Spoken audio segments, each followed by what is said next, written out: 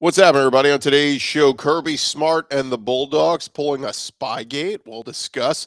It sounds like Alabama DC Pete Golding isn't going anywhere. Josh Heupel praises Joe Milton stepping in as his quarterback. And our buddy Dan Mathews will join us to preview the semifinal games and give us some picks for the other SEC Bowl games this weekend. Locked on SEC starts. You are Locked On SEC, your daily podcast on the Southeastern Conference. Part of the Locked On Podcast Network, your team every day.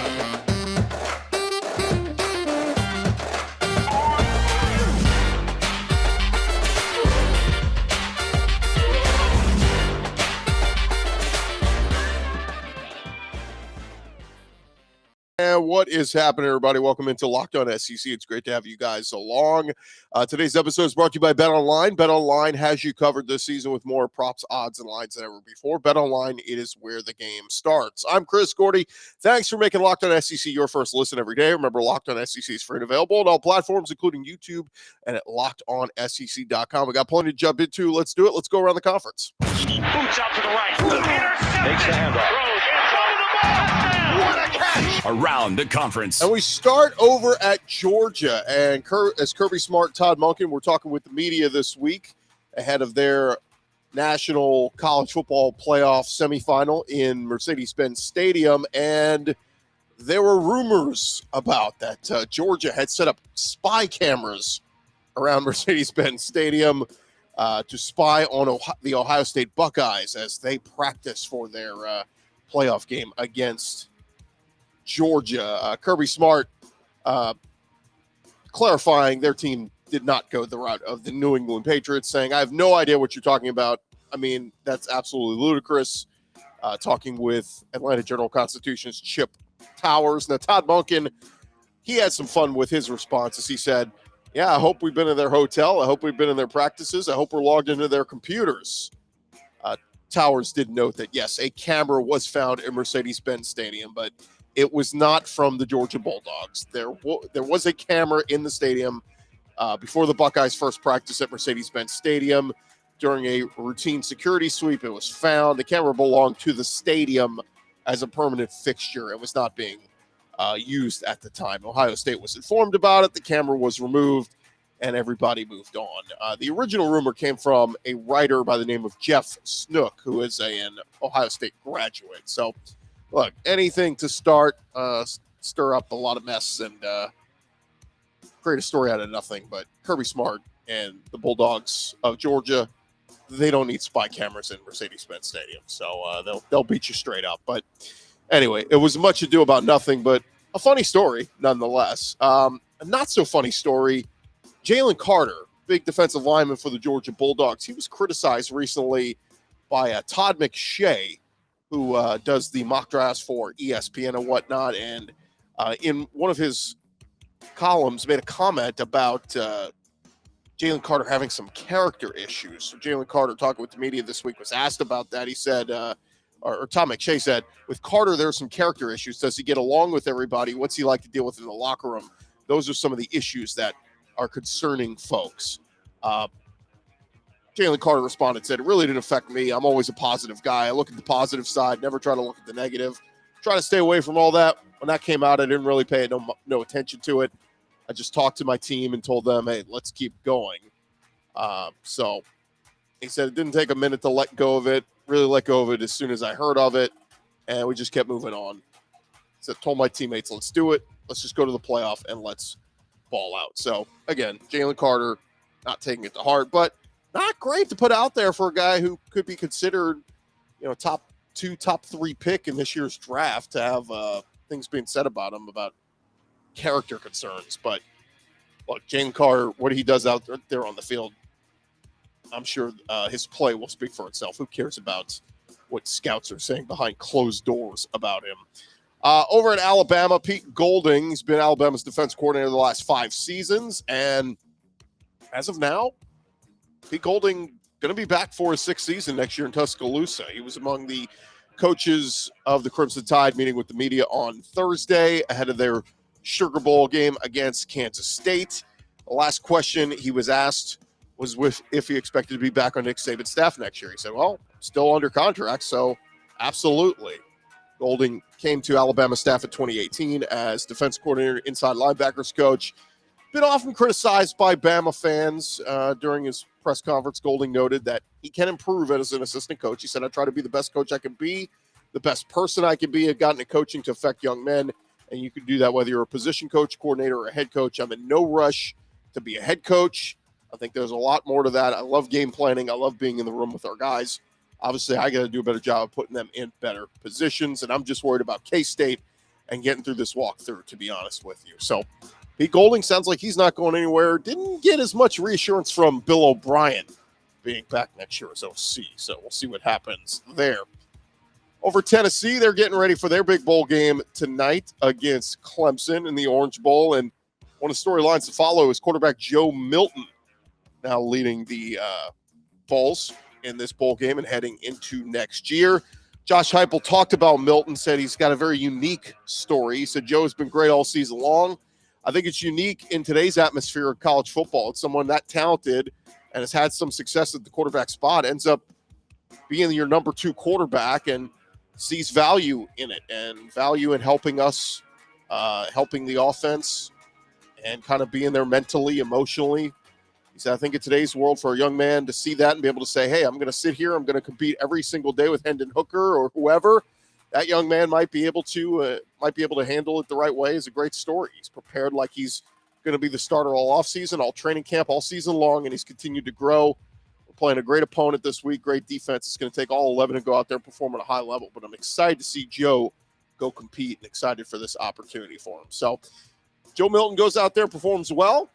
We're going to see a lot of folks putting the Tennessee Vols preseason high next year. It's going to carry a lot of momentum into the offseason. One guy who will play one more game in college before heads off into the pros, Emmanuel Forbes, Mississippi State defensive back, announced earlier this month that he would be foregoing his senior season and declaring for the draft. But on Thursday, Mississippi State announced he will be playing in the ReliaQuest Bowl against Illinois on Monday. For Forbes and the rest of Mississippi State, it's been a tumultuous year, obviously with the passing of Mike Leach earlier this month. Heavy heads around that department, and Zach Arnett taking over as the new head coach. But I'll get one more game out of Emmanuel Forbes this season alone. He's got 6 interceptions, 3rd in the nation, and has had a fantastic career there in Mississippi State. So good to see he'll play one more game. Over at Mizzou, quarterback Brady Cook not going to be with the Tigers for the start of spring or their spring practice. On Thursday, the team announced he underwent surgery on his right shoulder, will miss all of spring practice. He tore his labrum in the Week 2 loss at Kansas State, but continued to play through it the rest of the year. Racked up 2,700 yards, 14 touchdowns, also had almost 600 rushing yards, which is the most for a Mizzou quarterback since 2011. In his absence, Mizzou will be very short at that quarterback spot. They'll have their true freshman from this past year, Sam Horn. Georgia 4-star recruit is the only scholarship quarterback with redshirt freshman Tyler Macon transferring out to Alcorn State, and senior Jack Abraham ran out of eligibility. So Eli Drinkwood's going to be diving into that transfer portal most likely. They do have 4-star quarterback Jabari Johnson signed as part of the 2023 recruiting class, but they're going to need some more bodies in there with Brady Cook out for the spring. Over at Ole Miss, Luke Altmaier announced he'll be heading to Illinois and join Brett Bielema's crew as Tommy DeVito's appeal for a final year of eligibility was denied, ending his collegiate career. So Brett Bielema going to the transfer portal, getting Luke Altmaier out of Ole Miss. I saw Luke on the field pregame with Ole Miss the other night ahead of the Texas Bowl. Still with the team there, but he is heading on up to Illinois, where he'll presumably compete for that starting job for the Fighting Illini. Over at Auburn, former Auburn wide receiver Marcus Davis back on the plains as their new wide receivers coach. He comes over from Georgia Southern. And a quick note, Lane Kiffin talking in his postgame at the Texas Bowl saying that there will be some changes made this offseason. Said an 8-5 year at Ole Miss was unacceptable. And he said, I'm not going to jump to conclusions because you lose a game, but you have guys been around here. We've won 10 games, made some changes, and we will look at everything in our program.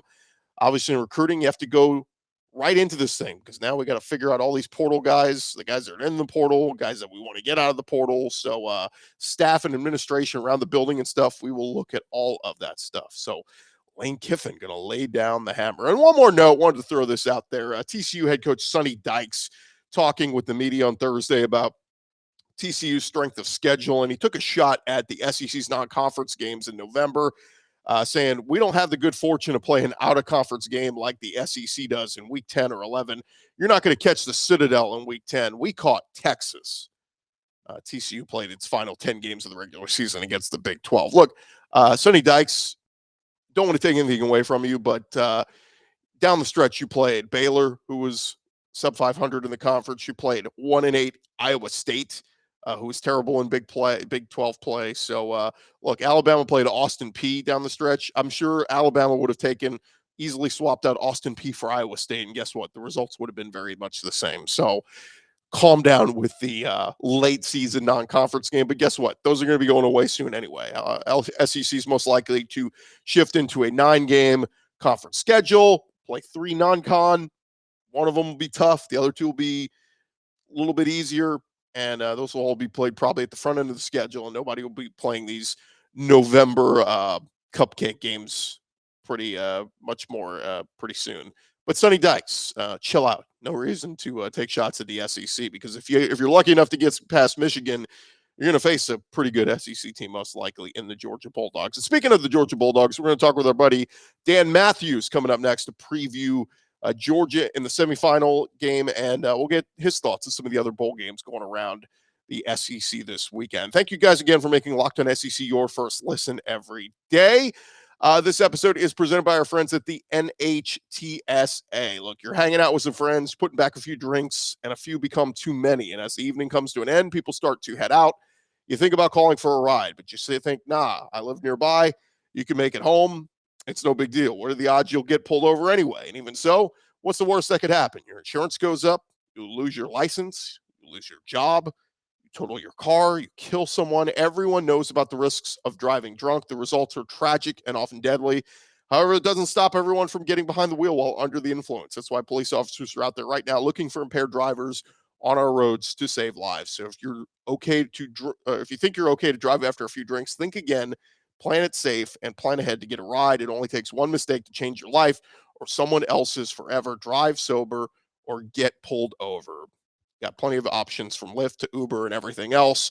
This message presented by our friends at the NHTSA.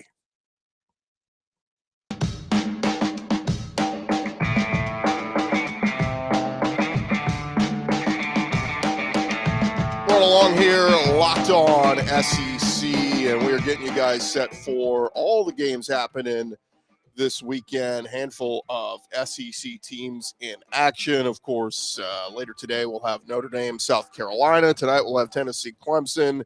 And then the Saturday slate with the Sugar Bowl, Alabama and many of their starters playing against Kansas State, Iowa and Kentucky happening at the same time. And, of course, the main course Saturday night, it is the lone SEC representative in the college football playoff. It is the Georgia Bulldogs, undefeated, number 1 team in the country, taking on the 11-1 Ohio State Buckeyes. And join us now to talk a little bit about this game is our buddy Dan Mathews over there on the scene in Atlanta. He has been covering the team throughout this week. Got to see them in person. Dan, welcome in. How are you, man? Hey, very well, Chris. How you doing, buddy? Doing good. Of course, Dan, you can catch him on 680 The Fan there in Atlanta, and executive producer for the Chuck Oliver Show. Let me ask you this, Dan, because it's been a while since we've seen the Georgia Bulldogs, in person and on the field, obviously the SEC championship game, but you've been around them. You got to take in a practice or two. What's the mindset of this team right now? How focused are they? And, is there any pressure in trying to repeat as champs, or are they kind of loose and going about their business? Yeah, I mean, at least their appearance, they've shown you that this isn't too big of a stage for them. I mean, they've been through it as this incarnation, except for true freshmen twice now. So, they've got that experience. Kirby Smart's been telling them, I'm sure, about what the experience is like, and other returning coaches as well. I think that it is something that they're cognizant of. The fact that, they, as you said, last played 22 days ago, and It's funny, Jamon Dumas Pop Johnson talked about that and said, one of the lines that I guess the coaches are using to challenge them is, hey, you find out if you've been 22 days off or not. So I think that's kind of the challenge to them all week during practice has been be as fresh as possible for this one and look as fresh as possible because the guys on the other side are going to look that way. In terms of the pressure, they always seem to say the right things in terms of, dealing with pressure or anything like that. I mean, Kirby Smart's got the famous line that Chase Elliott repeated a few years ago of pressure is a privilege. So obviously it's a rally cry in the program. But, I think this is just a team that more than anything in situations like this, at least this season and the last couple of years, they've shown up and been able to answer the call when they've been challenged. I got to think that it helps them, the familiarity of, because let's face it, I mean, in recent years, teams have had to go out to Los Angeles, out to Arizona, all these different venues for playoff games, and them getting to stay right there at home in their backyard, a place where they've already played not one but two games this season. Now they're going to play a third game this season in the Mercedes-Benz Stadium there in Atlanta. I got to think that, been there, done that. They know their surroundings in that building, and kind of easier to go about your business when you've been there, done that. Yeah, of course they're going to love it from the standpoint of this is Georgia's backyard. I mean, Atlanta is a University of Georgia city.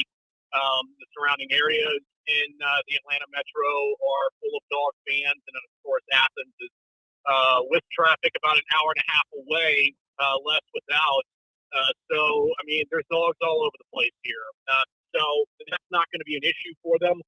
I will say this, though. I mean, if there's one thing we know about Ohio State and their fan base, they showed you even all the way back to the Fiesta Bowl when they played Miami for the national title that one year. They show up. They travel. And from everything we've heard, that's going to be the case. Being around downtown Atlanta, I have not seen as many Buckeye fans just yet, but I would have to bet that over the next couple of days, with today and tomorrow, that's obviously going to be changing. But, Kirby was asked about playing in the same venue for the third straight time. And his answer was, you know how Kirby is, Chris. I mean, you've talked with him. You've heard him numerous times. I'm sure you've probably played cuts from when he has spoken to the media. He's the king of downplaying things. He's never going to play something up other than something that could be an advantage to his team. And in this case right here, his line was, probably besides knowing where the clock and the scoreboard are, there's really not much of an advantage. Okay. Maybe the reason that I just mentioned there, you're going to be the de facto home team for this one. I think that's a little bit of an advantage, but again, he's not trying to, really give any advantages, or also too, not trying to inflate the egos, I think, with saying something like that. Anything interesting from the players that they had to say in the media availability this week? I will say this. Kenny McIntosh, I thought it was pretty interesting on Wednesday when he was talking about Stetson Bennett. He said he's almost kind of like Drew Brees, where he's the undersized guy, but he's just got an era about him. And he said, that really a thing that has rallied the team around him is there's always kind of been a but about Stetson Bennett, and it's been fun. And no, I'm not going the Doug Gottlieb route with this, in terms of, that he deserved to be there for the Heisman Trophy. But for every single good thing he's done, there's always kind of been he's got a really good defense, or, he's got a really good offensive line. And the other part of it as well is he hasn't reacted to that. And that's what Kenny McIntosh said the guys have rallied around him with is, they said if he can take the criticism, we can too for him. So I thought that was pretty interesting. And then also too, just Stetson Bennett. I mean, talking with the media and just talking about, being able to do things a certain way on the field, and just, kind of, being almost Crash Davis, if you will, of just don't think about things, just go out there and play. The old saying, don't think, just do, and only hurts the ball club. And that's kind of the mindset that he has. So both sides keeping it pretty, close to the vest this week. I mean, I know that I think it was Jack Sawyer, defensive end for Ohio State, said that, they've got everything they need to beat Georgia. I'm paraphrasing him, of course, but what's he supposed to say? I mean, I'm sure the message board lost their minds over that. And, of course, any SEC fan base, looking at a Big Ten school, looking down their nose at them, thinks that they have no business saying something like that. But they're in the college football playoff. They've been in this situation before, and they've succeeded in this situation before. So I don't think there is any issue with Ohio State feeling confident heading into this game. It's your job to beat them. Continue our conversation with our buddy Dan Mathews from 680 The Fan out in Atlanta. He was there for the Ohio State-Georgia college football semifinal at the Chick-fil-A Peach Bowl in Mercedes-Benz Stadium. And Dan, let's get into a little bit with the game. Last time we saw Georgia, they were dominating LSU, albeit in the second half of that SEC championship game. They did give up some chunk yardage and big touchdown plays to LSU. You could argue they had the game all in hand, and so maybe they were taking their foot off the gas pedal, pulling some starters, whatever. But how much focus has there been on Georgia, at least defensively, knowing what they're going to face from C.J. Stroud in this Ohio State passing game? Yeah, they never, pass up an opportunity to look for improvement or, to kind of point out their flaws in terms of them not being complacent and feeling like they have everything figured out. I think that kind of, in a way, it was a little bit like the SEC championship game the year before. The only difference is they scored 50 points and won the game. Remember, too, coming out of that SEC championship game, there were some people who started to doubt the defense. Is this defense really as legitimate as we've seen all season long? And they, as Kirby Smart said, re-centered and were able to get back for this one. I asked Christopher Smith, senior safety, who came back for his senior season and was a unanimous All-American, about that, and he said flat out that the LSU game was the LSU game. This is a totally different challenge. Now, I think the only difference is LSU has, Keyshawn Butte and Malik Neighbors and Jeray Jenkins and a really good group of receivers. Ohio State's probably got the best group of receivers they're going to see all season long. And, I think that's something else that probably has been drilled down by Glenn Schumann and by Will Muschamp. I mean, I love things that both the defensive coordinators for Georgia said. Schumann, one, just talking about they've got to be able to find a way to get out of those one-on-one matchups against, Harrison Jr., Ekbuka, and Julian Fleming and the crew that they have coming at them. And then, about that same group of three right there, Muschamp said that they're almost like outside linebackers in terms of their size. They're all 6'2 plus and can run. So, that's something that's going to be a little bit of an issue for them. So I suppose the game plan for Ryan Day is going to be to try to challenge them deep. And, I think that there's kind of got to be a little bit of a baseball approach in this one. And a basketball one as well. I'm going to use analogies from both that we hear. The baseball one is you're going to give up home runs in this one. It's going to happen. It's just make sure you're giving up solo shots. So make sure you're giving up a deep ball, and then you're having Noah Ruggles come out and kick a field goal for Ohio State. That's a win if you do that. The basketball version of it is exactly that. Those guys are so good. It's almost kind of like, the big three for the Golden State Warriors when they had it going, where NBA teams, when they face them, what was their thing that they would always say about defending them? They're going to get there. I think that's kind of the mindset that Georgia's defense has to have, that those guys are going to get theirs. You just have to make sure they don't get too much. Yeah, and at this point, it's, look, it's survive in advance. If Georgia wins by 1 point, they'll take it and they'll move on and advance to the championship. I don't think they care how they win or how sexy it is. Outside of that season opener against Notre Dame, the win over Notre Dame for Ohio State, we know that was a week one game where they were trying to establish themselves under Marcus Freeman. A lot of things didn't go their way, but outside of the Notre Dame win, week one, the two other teams that Ohio State beat this season that were ranked was Penn State and Michigan. Penn State scored 31 on them. Michigan, as we know, scored 45 on them. So the two offenses that I guess the better offenses that they faced this year when they were tested scored a lot of points. What can we expect out of this Georgia offense? Because we know Stetson has been so good poised throughout this season, hitting Brock Bowers, spreading it around to the running backs. And then we know the three-headed running attack has been as balanced as it comes. Kind of more of the same we can expect from Georgia's offense this weekend? Yeah, I mean, you're going to continue to see what they do. I mean, because it's worked, and even with the injuries to Lad McConkey, I mean, when we were out there for Wednesday's practice, we didn't see him.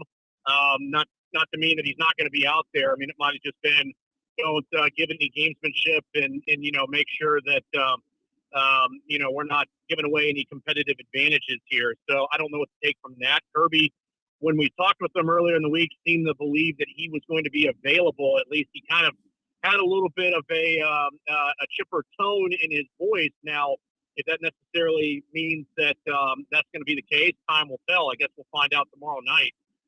But for Georgia offensively, it starts and goes off how good they can get Brock Bowers in space and get him open, because he's really just been the huge part of this offense to get things going.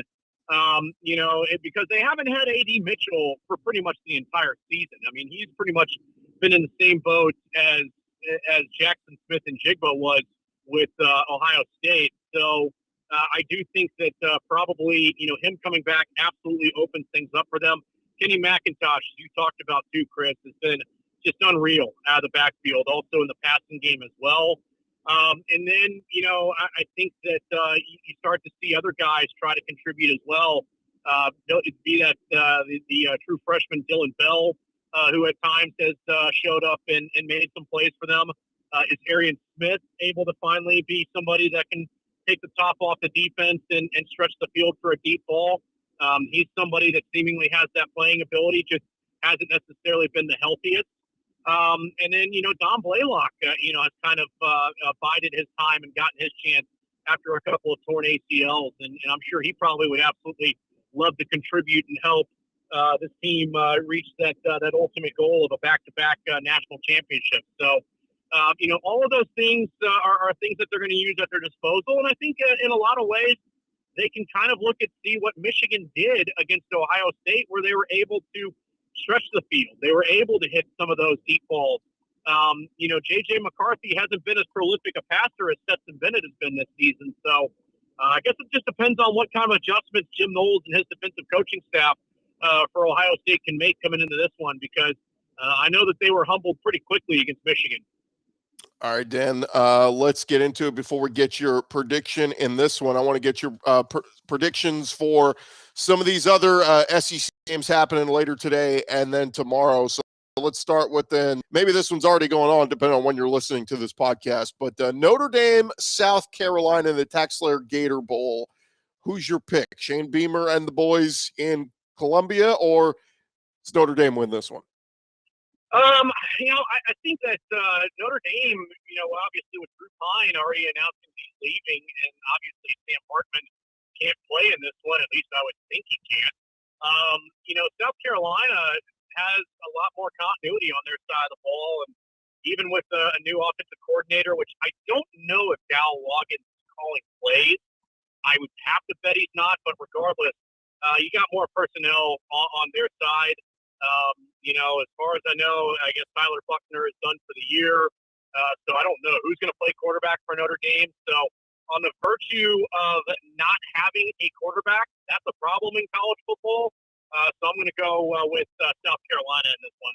Yeah, and Spencer Rattler's been lights out in his last two games. How about the nightcap tonight? It's the Tennessee Vols against Clemson. Good on good. We know it's no Hendon Hooker, but Joe Milton has played well in his absence. Tennessee over Clemson tonight? I'm actually going to go the other way. I think the true freshman really ignited something in this Clemson offense that, unfortunately, under DJ Uiagalelei just wasn't seen for a while. And I think he just has a command of what they want to do offensively. I mean, let's also factor in with Tennessee, no Jalen Hyatt and why is the other receiver Cedric Tillman right now? Cedric Tillman, thank you so much. A great assist there by Chris Gordy. No Cedric Tillman either. So, two of the largest weapons that they've had all season long, that puts more pressure on Brew McCoy and the other guys left on the offense. So I think that Tennessee, obviously, it's been a great run this season, but I just think that there was a little bit of a rejuvenated spirit with Clemson after that win in the ACC championship game. So I like Dabo Swinney's guys to be able to come out tonight, get the win, and be able to finish the season with 12 wins. Saturday, we get Alabama with Bryce Young and Will Anderson, albeit going to be missing some other guys who have opted out, getting ready for the draft, and other guys hitting the transfer portal. But you like Alabama to get the win over Kansas State in the Sugar Bowl? Can I just say one thing, and I'm going to get Bama fans in my mention. That's fine. Is there a more sanctimonious fan base on the planet than Alabama fans? I mean, when it was announced that Will Anderson Jr. and Bryce Young were going to play in this game, everybody's, gee, that's commitment to your team. That's doing the right way. They're going to play this is going to be a preseason NFL game for these guys. Nick Saban is not going to keep them out from minute 1 until minute 60 in this game. I guarantee you're going to see their backups play. They'll get to do the equivalent of the college bowl game, take off the helmet, wave to the fans, and thank them for the memories, everything. I mean, kind of like what we see at the end of Major League Baseball seasons, when the manager's got a 40-man roster at his disposal, and, just to allow the star first baseman to get the curtain call from the fans and sub out of the game, they get that. So they're going to have that. But, look, the times that Alabama has been in bowl games that they did not want to be in. I mean, remember, it was the Citrus Bowl in 2010. I believe it was Michigan State that took it on the chin from them that day. I can't remember who it was in 2019, but they took it on the chin that day. Nick Saban uses situations like this as a teaching tool kind of to the guys that are going to be returning of who wants a job and who wants a job now. And with that, I think that you're going to see a very motivated and hungry football team come out there in Alabama. So I like Alabama in this one. They've got a better team top to bottom than Kansas State does. But of course, Bama fans, look, turning over a new leaf in the new year. I am kidding. For the most part, you are still sanctimonious. But of course, like I said, it is nice that they're playing in the game. But come on, they're going to play for like 2 series. Yeah, 2019, the Alabama played Michigan and beat the hell out of them, 35-16. So there you go. I mean, it's those games. If it's the Citrus Bowl or if it's something that was a quote unquote down year for Alabama, that team pays a price. the other one going on at the same time Saturday morning, 11 a.m. Central, 12 Eastern. It's Iowa, Kentucky. The over-under 31, and Iowa's a slight favorite with all the opt-outs. No Will Levis, no Chris Rodriguez, but ugly game up in Nashville, right?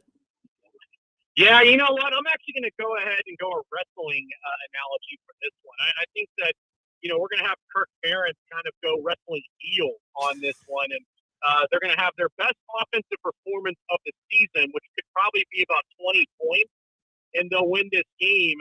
And he's going to come out in the post-game press conference and basically share the media with, see, that's why I'm not getting rid of my son. The future is bright around here with Cade McNamara and the crew. Iowa football offensively, get on board while you can.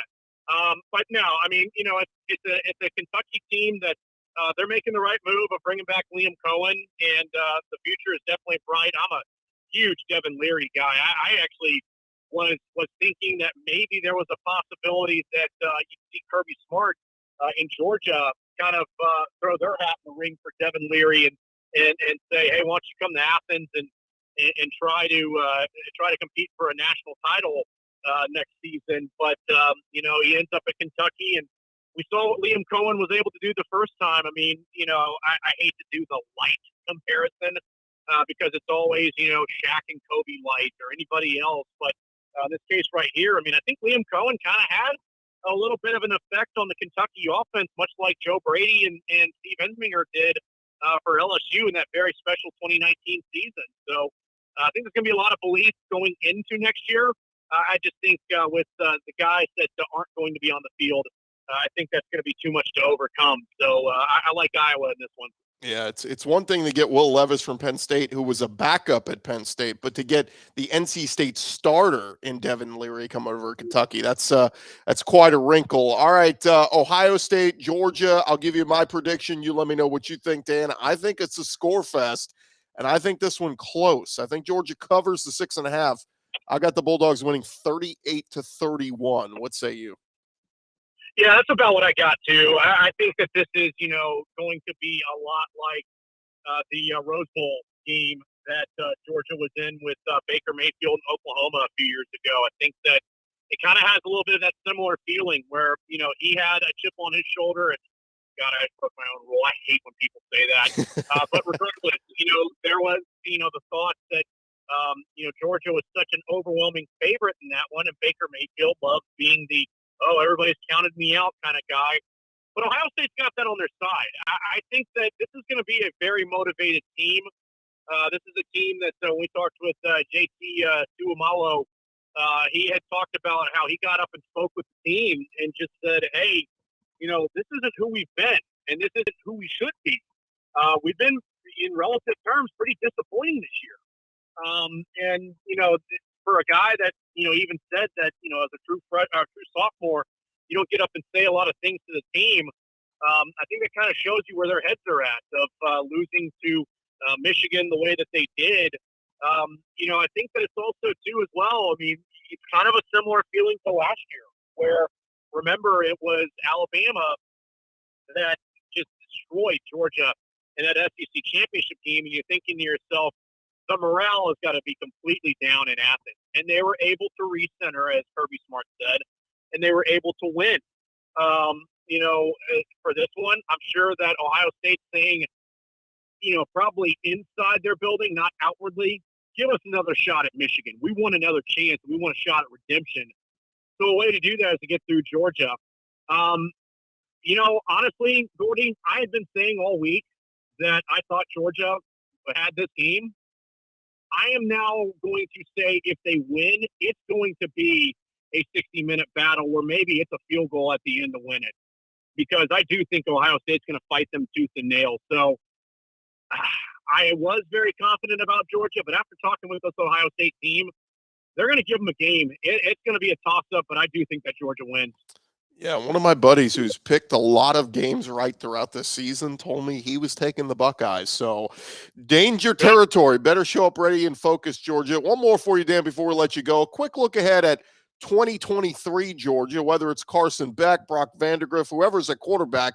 He's getting some help. What did you make of the news of Rara Thomas and Dominic Lovett, two leading SEC receivers, one from Mississippi State, one from Mizzou, announcing they're going to be Georgia Bulldogs? Yeah, I mean, a huge pickup for that receiver room, which Kirby Smart has talked about, was very low on numbers in terms of just depth that's capable of playing the position at a high level. It's kind of really interesting when you watch the trajectory of this Georgia program. When Kirby Smart got there, they were not as good on the offensive and defensive line as they needed to be. And he talked about that from day one. We've got to improve the depth and we've got to get larger up there. They did both of those things. It was also, too, a situation where you hadn't had guys drafted from those positions. They've done that. Tight end was a group that they did not have numbers, and they also didn't really have guys that factored on the field. They have since had that. The one group that has kind of eluded Kirby Smart, he's been able to get quarterbacks. It's been receivers. And that's why I think Brian McClendon was brought back to Athens, is because he's been able to recruit standout receivers in his past. And I guarantee you when he got there, Kirby Smart said, your job is to raise the profile of this group. And he was able to do it with this most recent recruiting class. They got some of the best and fastest receivers in the country in that group, already signed and going to be on campus in December, in the spring for spring practice. And then also, too, like you mentioned, getting Dominic Lovett, a guy with SEC experience, and also Rara Thomas, the same deal, guys that can immediately come in and contribute and can make huge plays for you. So that's huge. I mean, you hit it right on the head at the beginning. I think that it's going to be interesting to see what they do quarterback-wise. I would have to believe that one of the quarterbacks is going to hit the portal after this game.